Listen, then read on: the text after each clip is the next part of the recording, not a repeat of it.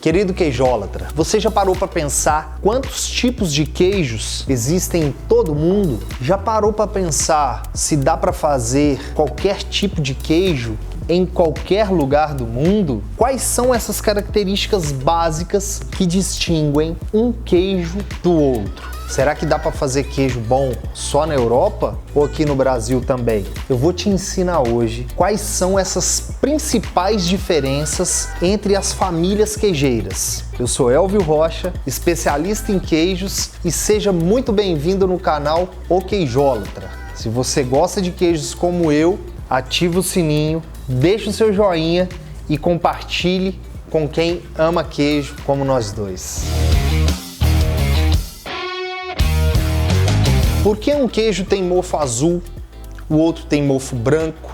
Por que um queijo tem olhadura, um tem casca, o outro não tem? Cada queijo tem a sua característica, a sua peculiaridade. E eles são divididos em família. E cada família queijeira tem a sua identidade, tem a sua receita, que foi aprimorada durante muitos anos, estudada, e cada um vai fazendo as adaptações para fazer esse queijo em determinado local, separando os micro-organismos que vão trabalhar em prol daquela característica que você quer no queijo.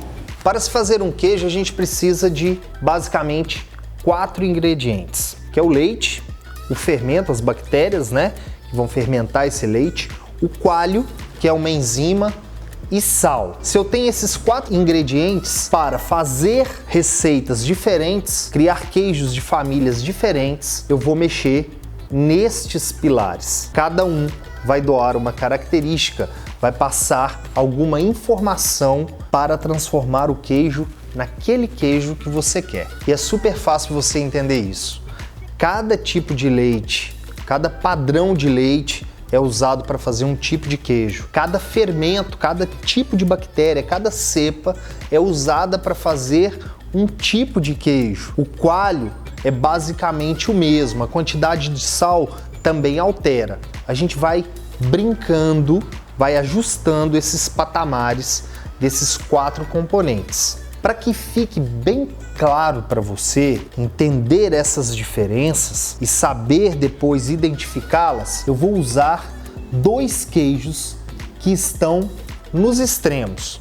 A gente vai pegar um frescal, que é um queijo bem jovem, bem macio, bem fresco, de consumo rápido, e vamos pegar um parmesão, que é um queijo de longa maturação, bem duro, bem potente, bem rico, bem complexo. Então vem comigo que eu vou te explicar a produção de um frescal e a produção de um parmesão. E aí você vai saber identificar quais são essas famílias e as outras famílias que estão entre esses 2 extremos. Vamos fazer uma produção de 2 queijos mentalmente, então, para a gente entender essas diferenças entre as receitas de queijo. Comecemos então pelo ingrediente primordial, o pai do queijo, que é o leite. Não sei se você sabe, mas o leite é composto principalmente, os sólidos do leite são principalmente gorduras e proteínas. Um leite mediano, normal,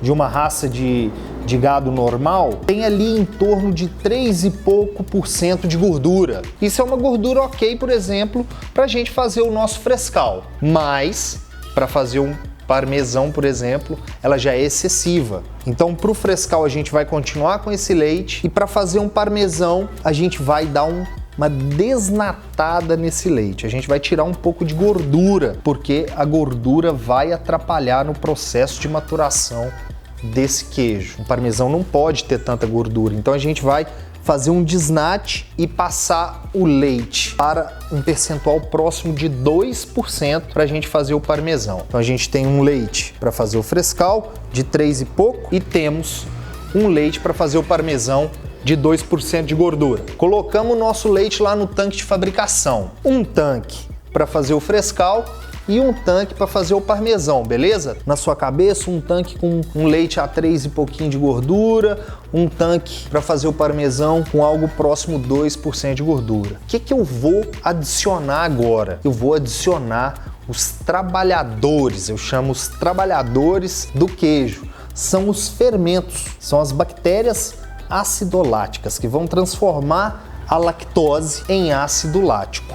Ora, façamos uma analogia. Para fazer o frescal, nós precisamos de trabalhadores carpinteiros que vão construir uma casa de madeira que pode durar menos tempo. Então esse fermento que a gente usa para fazer o frescal é um fermento específico para um tipo de queijos. Ele trabalha com madeira, por assim dizer, na nossa analogia. Para fazer o parmesão, nós vamos precisar de um pedreiro que mexe com alvenaria, que vai fazer um queijo com sustentação forte, potente, que vai aguentar aí as intempéries lá da câmara de maturação e vai evoluir muito durante o tempo. O frescal é um queijo que a gente usa rápido, ele é de consumo rápido, ele não tem maturação. Então o perfil desse trabalhador, desse fermento, é bem outro do que do parmesão. Já temos o leite, temos o fermento, vamos colocar agora o coalho. Este coalho é uma enzima. Os trabalhadores lá, os fermentos acidoláticos, são bactérias. O coalho é uma enzima, ela acelera o processo de gelificação, de coagulação do leite. Ele vai lá e rompe as micelas de caseína e as proteínas e gorduras se separam da parte líquida do leite, formando aquele coágulo, aquela coalhada. Coloquei o meu coalho e aí gelificou o leite. Formamos as duas coalhadas, do frescal e do parmesão lá no nosso tanque. Agora vem uma parte muito importante e decisiva também na tipicidade do queijo. Se eu quero um queijo bem macio, eu vou cortar essa coalhada, porque ela é um bloco só, ela tomou a forma do tanque de fabricação. E eu preciso cortá-la para depois informá-la. Então, se eu quero um queijo muito úmido, macio, igual é o frescal, eu vou cortar grãos que a gente chama grãos de ameixa. São grãos mais ou menos deste tamanho aqui. Tem um instrumento que se chama lira, parece uma lira de tocar mesmo, e a gente vai cortar essa coalhada da forma que eu tenha cubos deste tamanho. A gente corta na vertical e depois na horizontal para formar esses cubos. Estou fazendo o frescal, tá? Vamos deixar o parmesão descansando ali um pouquinho. Cortei esses cubos, aí eu vou informar estes cubos. Eu peguei os grãos ali do queijo, tem uma vasilha para fazer isso, e eu vou colocar na forma. Estes grãos não vão sofrer prensa, eles não vão passar pela prensa. A única coisa que vai prensá-los é a gravidade. No final do dia, ele vai virar esse queijo e ele vai prensar ali.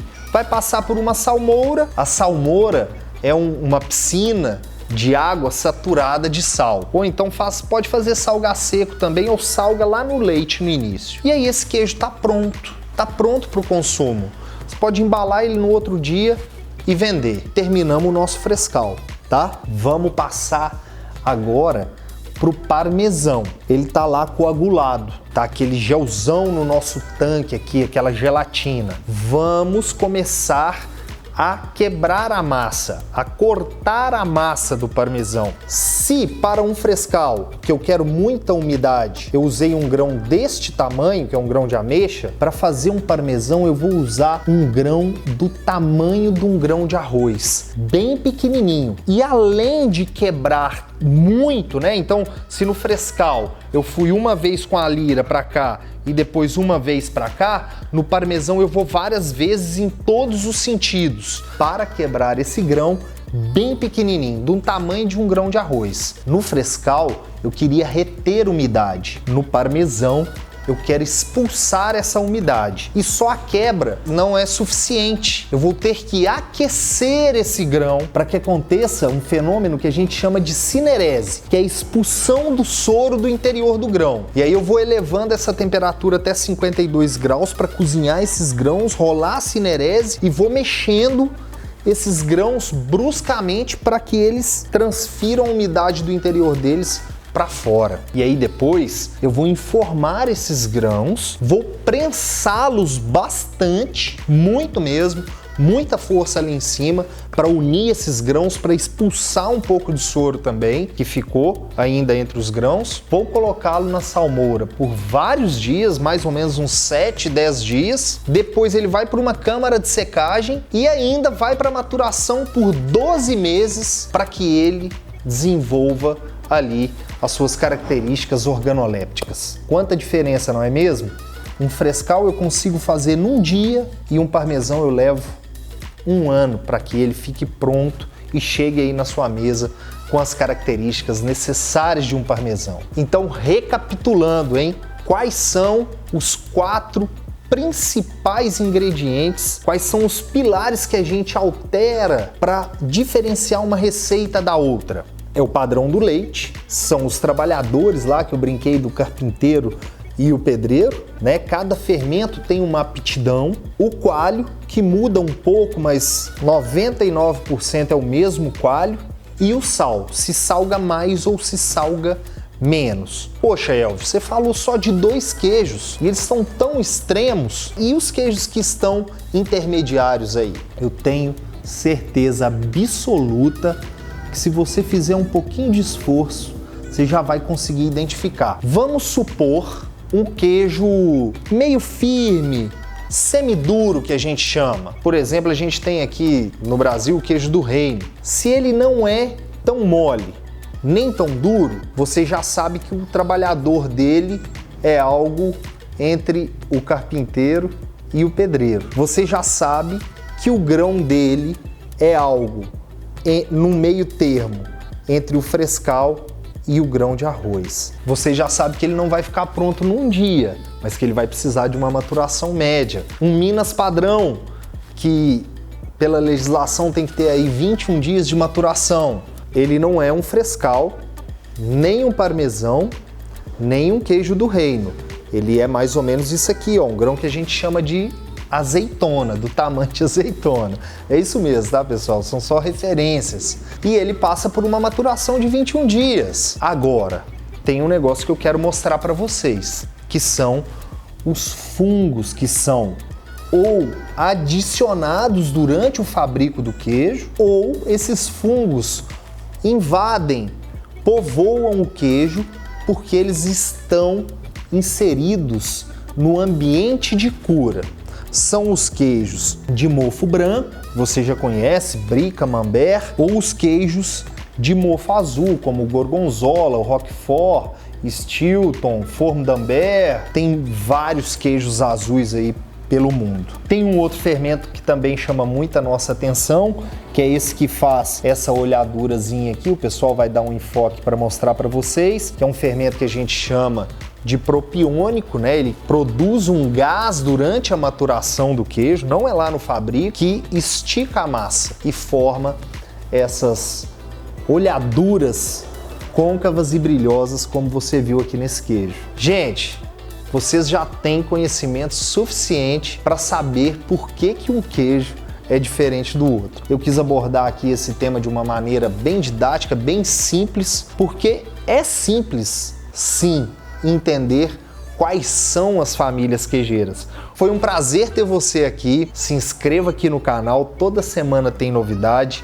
Conhece aquele amigo, parente, vizinho que gosta de queijo? Vamos me ajudar a disseminar a cultura queijeira por esse Brasilzão, porque a gente ainda vai crescer muito e vai comer muito queijo gostoso junto aqui no canal e aí na sua casa. Foi um prazer enorme estar aqui com você. Te espero na próxima. Um beijo e um queijo.